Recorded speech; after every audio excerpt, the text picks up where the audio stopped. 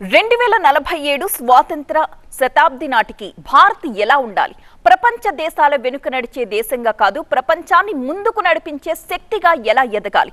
కేవలం పెద్ద ఆర్థిక వ్యవస్థగానే కాదు, తయారీ నుంచి టెక్నాలజీ వరకు, వ్యవసాయం నుంచి రక్షణ వరకు, సముద్రాల నుంచి అంతరిక్షం వరకు ప్రతి రంగంలోనూ ప్రపంచానికి దిశానిర్దేశం చేసే దేశంగా మారాలి.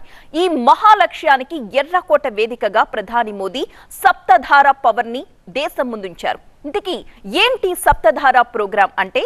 భారతదేశాన్ని గ్లోబల్ సప్లై చైన్ లో కీలకంగా, సాంకేతిక శక్తిగా, రక్షణ పరంగా స్వావలంబన కలిగిన దేశంగా, ప్రపంచ మార్కెట్లలో విశ్వసనీయ భాగస్వామిగా నిలబెట్టే 7 దిశల్ని Modi నిర్దేశించారు.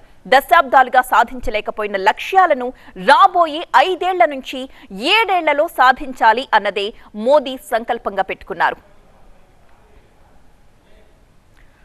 సప్తధార 1 manufacturing power made in India నుంచి గ్లోబల్ సప్లై చైన్ వరకు కాస్ట్, క్వాలిటీ, స్కేల్లో భారత్ అగ్రభాగాన ఉండాలి అంటున్నారు మోదీ. ఇక భారత్లో తయారీ అంటే కేవలం ఒక ఫ్యాక్టరీలో వస్తువు తయారవ్వడం కాదు, కాంపోనెంట్ నుంచి డిజైన్ వరకు, డిజైన్ నుంచి ఫైనల్ ప్రోడక్ట్ వరకు మొత్తం వాల్యూ చైన్ భారత్లోనే ఏర్పడాలనేది మోదీ లక్ష్యం. భారత్ కేవలం మార్కెట్గా ఉండకూడదు, ప్రపంచానికే సరఫరా చేసే తయారీ కేంద్రంగా మారాలి అంటున్నారు ప్రధాని. అందుకు భారతీయ ఉత్పత్తులు 3 విషయాల్లో ప్రపంచంతో పోటీ పడాల్సి ఉంటుంది. అంటే ప్రపంచం కొనాలి అనుకునే వస్తువుల్ని భారతే తయారు చేయాలి.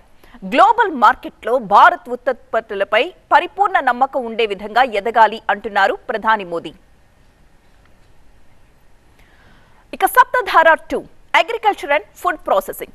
రైతు పొలం నుంచి ప్రపంచ మార్కెట్కి మనదే పైచేయి ఉండాలి. భారత్కి ఉన్న అతిపెద్ద సహజ జలాల్లో వ్యవసాయం ఒకటి. పండ్లు, కూరగాయలు, మసాలాలు, సీ ఫుడ్, ఇతర వ్యవసాయ ఉత్పత్తులకి ప్రపంచ మార్కెట్లో భారీ అవకాశాలున్నాయి.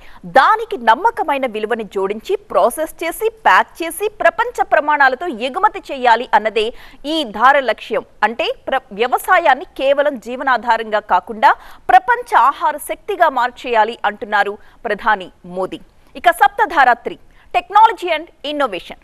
రాబోయే రోజుల్లో ప్రపంచ పోటీ కేవలం భూమి, సహజ వనరులు, మానవ వనరుల మధ్య ఉండదు. డేటా ఎవరి చేతిలో ఉంది, ఏఐని ఎవరు నియంత్రిస్తున్నారు, కొత్త టెక్నాలజీని ఎవరు సృష్టిస్తున్నారు, ఇప్పుడు ఈ ప్రశ్నలే దేశ భవిష్యత్తును నిర్ణయిస్తుంది. అందుకే భారత్ కేవలం విదేశీ టెక్నాలజీని ఉపయోగించే దేశంగా కాకుండా టెక్నాలజీని సృష్టించే దేశంగా ఎదగాలి అన్నదే ప్రధాని మోదీ చెప్తున్న మాట.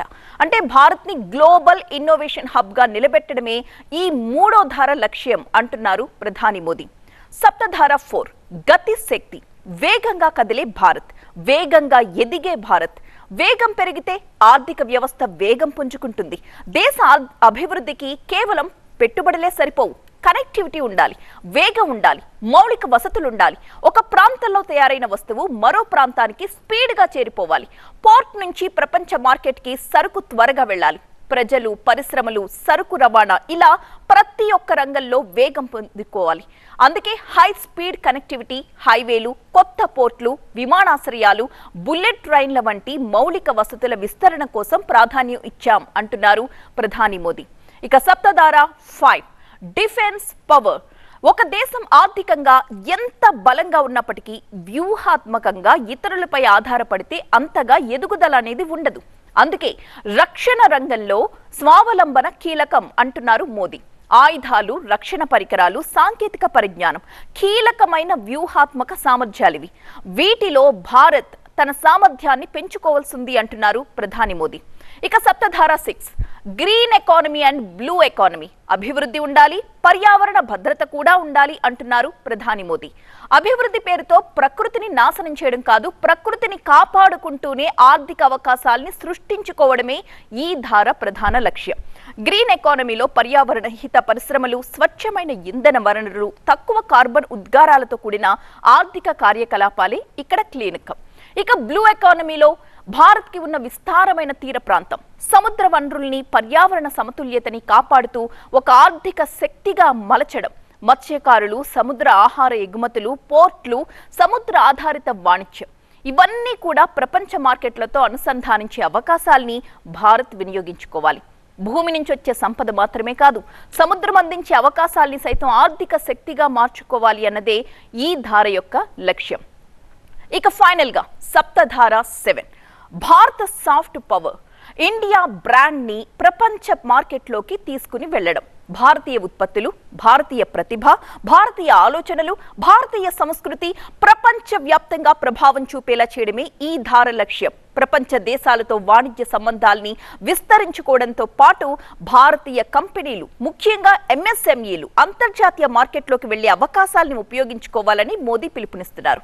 2014 నుంచి దాదాపు 40 దేశాలతో భారత్ స్వేచ్ఛ వాణిజ్య ఒప్పందాలు చేసుకుందని మోదీ ప్రస్తావించారు.